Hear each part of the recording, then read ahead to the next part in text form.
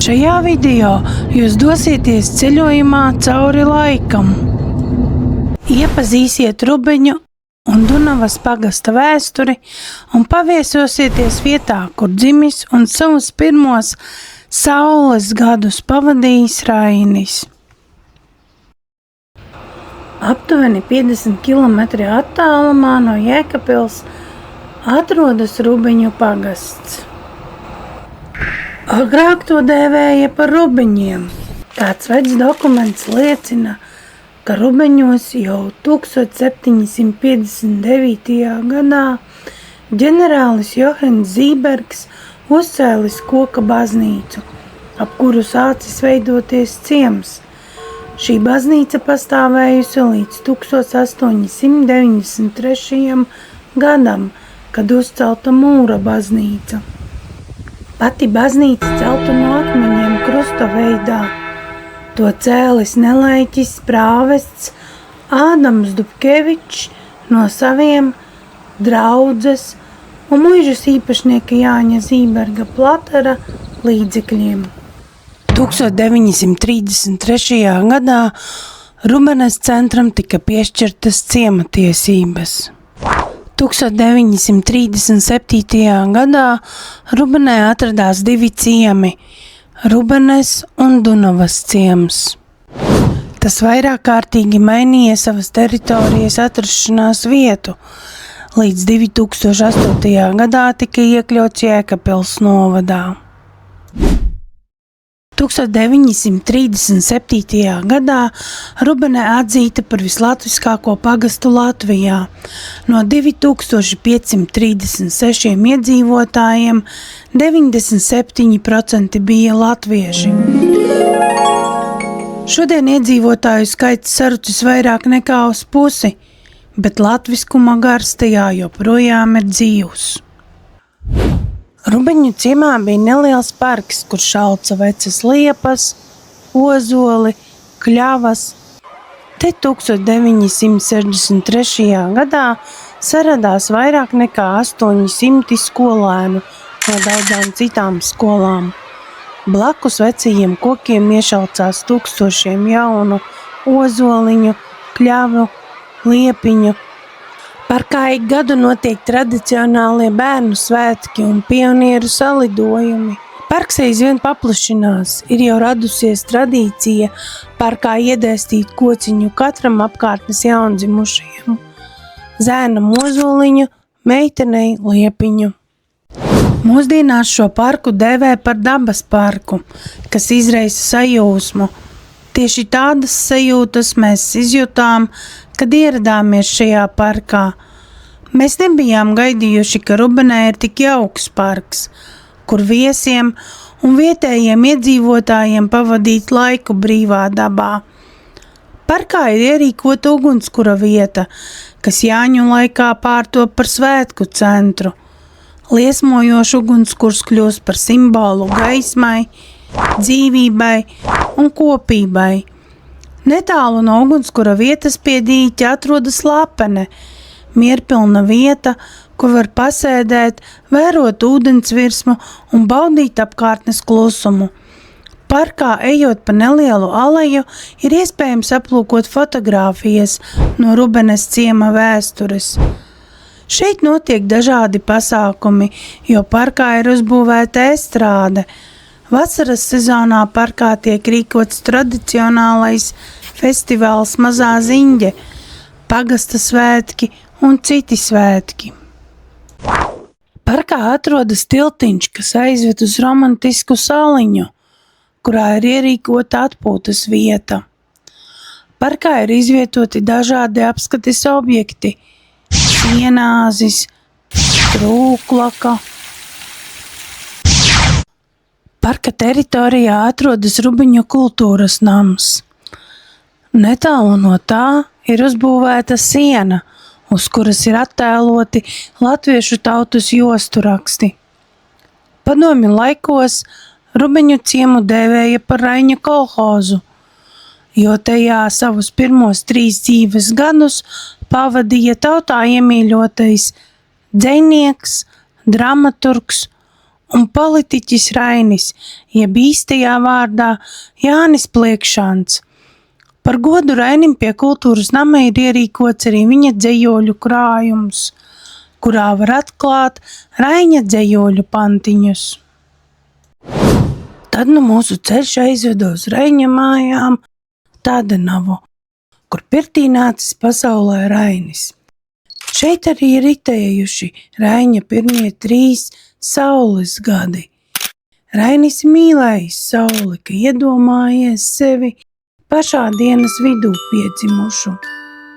Esot dzimis dienas vidū, kad es brēcot neaprimis, mani ienesuši saulē, tad es stājies saules glāstu.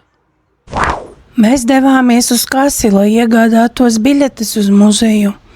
Mūs sagaidīja laipna muzeja darbiniece, kura pastāstīja par Raiņa pirmajiem dzīves gadiem. Stāsts sākās no šķūņa, jo tas ir saglabājies no tā laika, kad nācis pasaulē Rainis.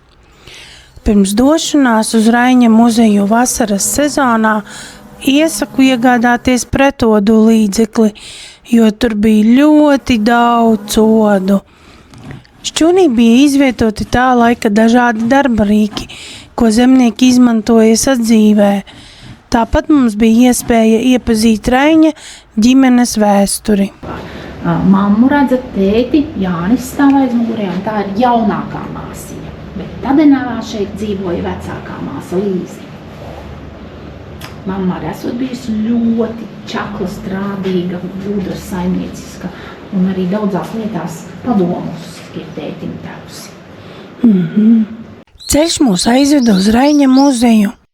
Ieejot iekšā, no statīva izvilkām nelielu tenisa bumbiņas lieluma koka lodi saules formā, kas kalpos kā atslēga dažādām muzeja aktivitātēm.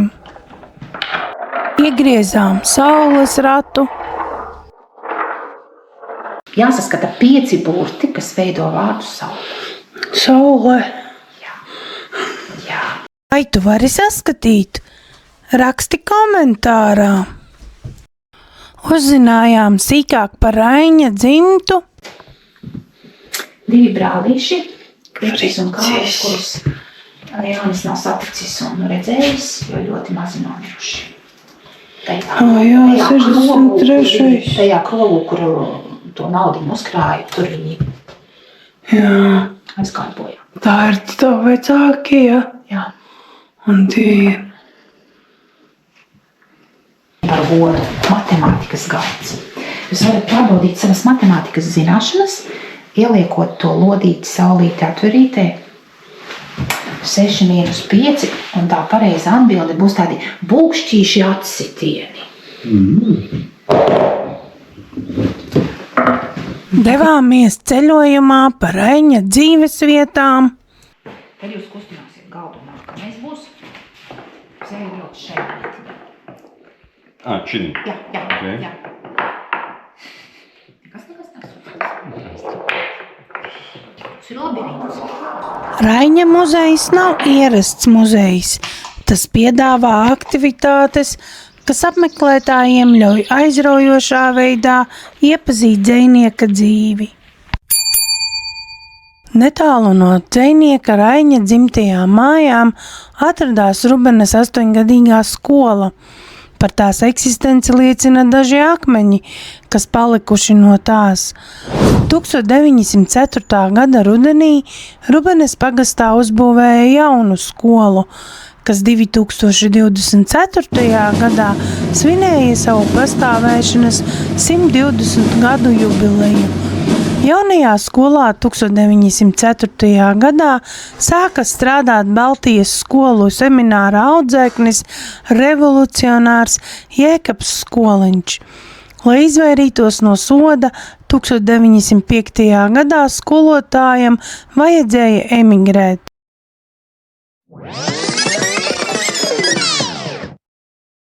1915. gadā skolu izmantoja kā kara slimnīcu.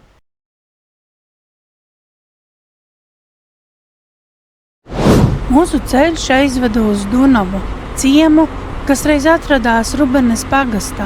Senāk to dēvēja par Podunaju, jo Donavas kreisajā krastā norisinājās sīvas kaujas, kurās piedalījās karavīri no Ungārijas. Piebildīšu, Donava ir otra lielākā upe Eiropā. Tā plūst arī caur Ungārijas galvaspilsētu Budapeštu. Tādēļ ungāru karavīri Daugavu iesauca par Donavu. No slāvu valodas Podunaja nozīmē pie Donavas. Dunavas pagasta nosaukums cēlies no vārda Duna, kas varētu būt radies no vārda saknes dun, dundē, dunkstēt, kuru pirmā nozīme ir dobī skanēt. 1897. gada laikrakstā Bals tika rakstīts, ka vārds Dunavas, ko pēc ulmaņu vārdu krājuma skaidro kā mazi ūdens avotiņi, kas nesasalst. Pirmā pasaules kara laikā Dunava tika pilnībā izpostīta. No visām ēkām vienīgi baznīca saglabājās, cik lietojamā stāvoklī. Tieši ap to sāka veidoties jaunais Dunavas centrs. 1933. gadā Dunavas centrs tika oficiāli izsludināts par ciemu. Līdz 1945. gadam Dunavas ciems atradās Rubenes pagasta teritorijā, bet pēc tam tika pievienots Aknīstes pagastam. Savukārt saskaņā ar Latvijas PSR augstākās padomes prezidija 1967. gada dekrētu Dunavas ciemu pievienoja Jēkabpils rajonam. Tā kā Dunava bijusi attālākā vieta Rubenes pagastā, līdz skolai bija mērojams ilgs un tāls ceļš. Bērni šajā apvidū bija neizglītoti, jo bērni ļoti reti apmeklēja mācības. Lielākā daļa nemācēja ne lasīt, ne rakstīt. 1912. gadā tika pieņemts projekts izveidot Podunajā otru Rubenes pagasta skolu, taču šis plāns neīstenojās. Skolu uzbūvēja pēc 17 gadiem, kad speciāli skolas vajadzībām tika uzcelta 2-stāvu koka ēka. Skola šajā ēkā darbojās līdz 1988. gadam, līdz tika uzcelta jauna skolas ēka. Taču arī jaunā skolas ēka pēc 30 gadu pastāvēšanas aizvēra savas durvis. Viņas akmens Daugavas plosniekiem Dunavas pagastā atgādina par laikiem, kad Daugava bija maizes devēja gandrīz katrai dunaviešu ģimenei, un iecienīts no paaudzes paaudzē pārmantojams bija smagais, bīstamais plotnieka amats.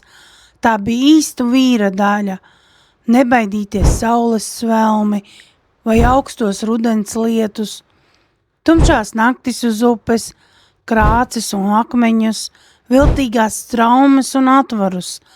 Plosnieki veica darbu, kur bija vajadzīga drosme un izveicība, zināšanas un gudrība, jo pat neliela kļūme te varēja maksāt dzīvību. Bija gadi, kad arī Dunavas pagastā pie Daugavas strādāja 400 līdz 450 cilvēku.